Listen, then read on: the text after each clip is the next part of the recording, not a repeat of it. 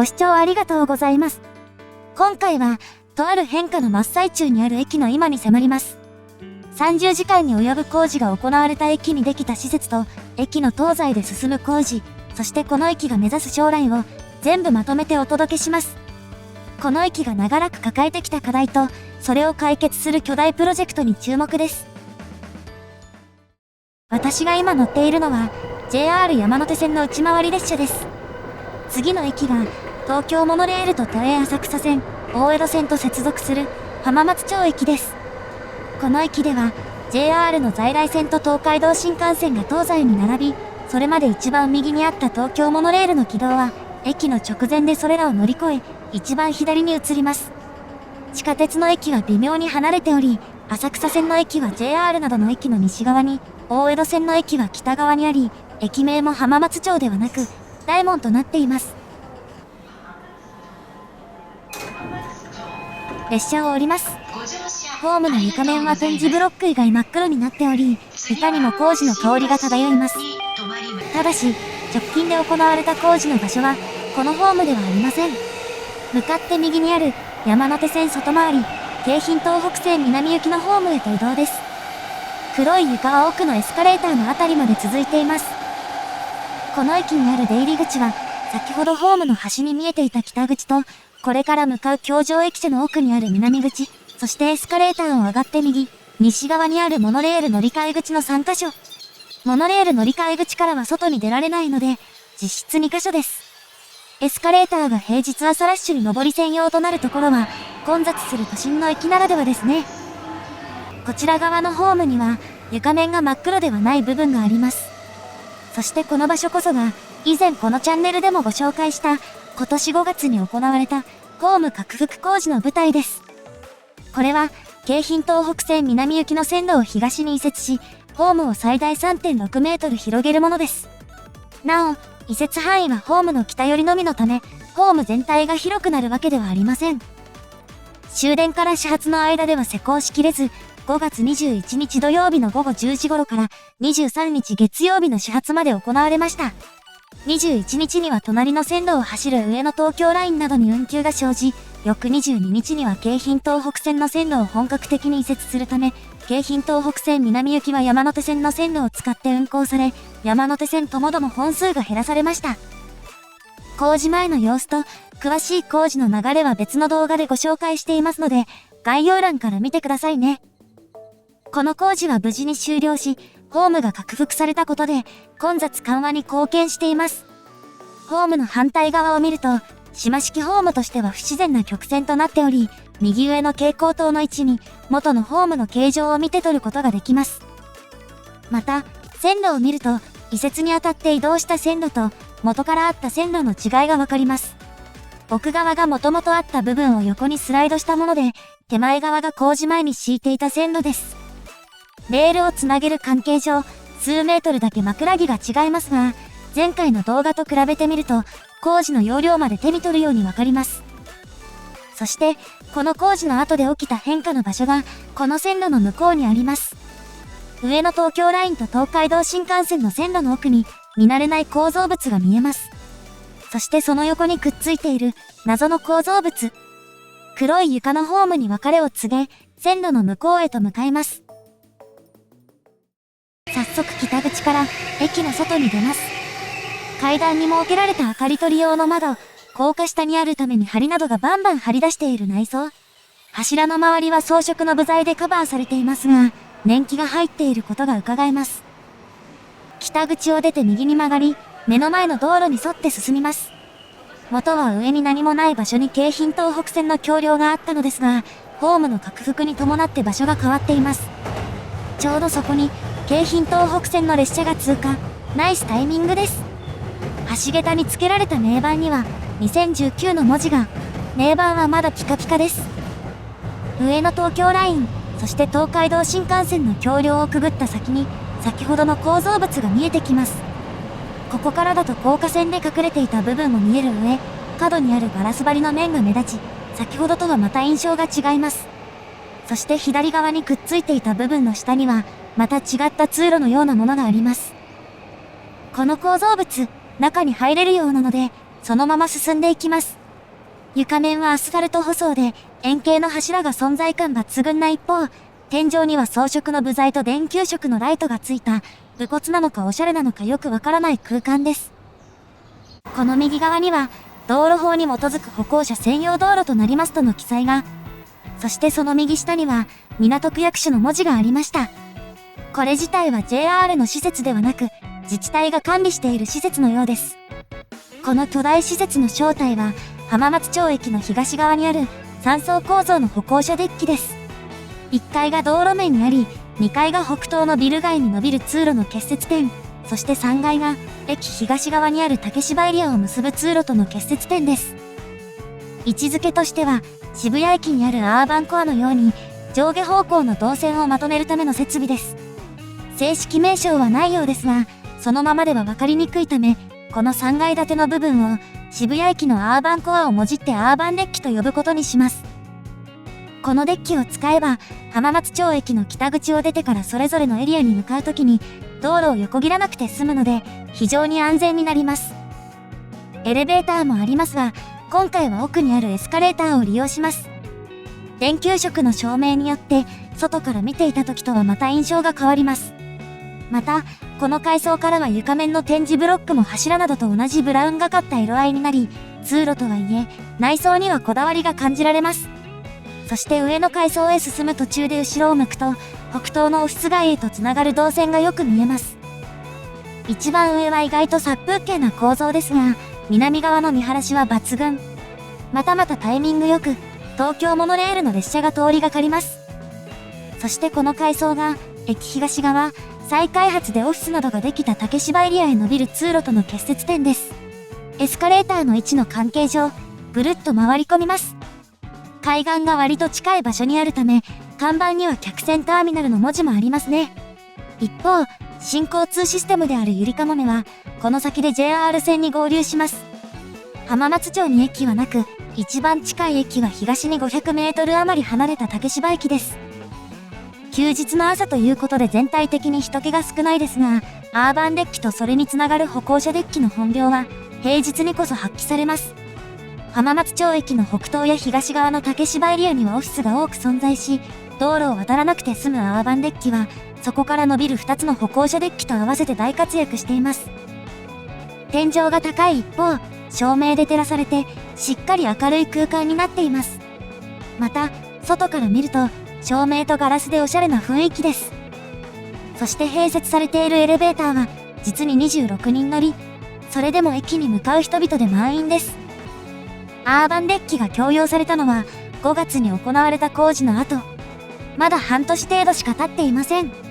それまではアーバンデッキにつながる2つの歩行者デッキは途中で塞がれており、竹芝方面に伸びるデッキの途中にはエスカレーターを備えた建屋がありました。この建屋には上り下りのエスカレーターがあったものの、1階と3階を直結するだけのものです。アーバンデッキができたら役目を終えると思っていた建屋は今でも普通に使えますが、デッキの横に階段でくっついており、いつまでもこのままというのは考えづらい感じです。そしてここまでが、この駅の東側の様子。実は西側でも、とある変化が進んでいます。先ほどホームからも見えていた、アーバンデッキの左横についていたデッキ。これは芝浦方面につながるデッキの先端で、ここからは京浜東北線をはじめ、JR 各線の線路を眺めることができます。そして道路の奥に見えるのが、東京タワーと六本木ヒルズ森タワー。いかにも東京らしい光景です。ただしここから西側へは直接行けないので、アーバンデッキを1階まで戻り、JR の高架をくぐって西側へと出ます。西側に出てすぐのところに、上の階層へと上がる階段があります。その前には、工事中につき、全面通行止めと書かれた看板が。ここにはエスカレーターがなく階段だけらしく、仕上げを見る限り、先ほどのアーバンデッキより古いのがわかります。ここにあるのは、道路を越えて北側に行ける動線。左側にもデッキが続いていますが、仮囲いがされ、奥には進めないようになっています。仮囲いの横にある張り紙には、世界貿易センタービルディング、既存本館別館解体工事の文字が。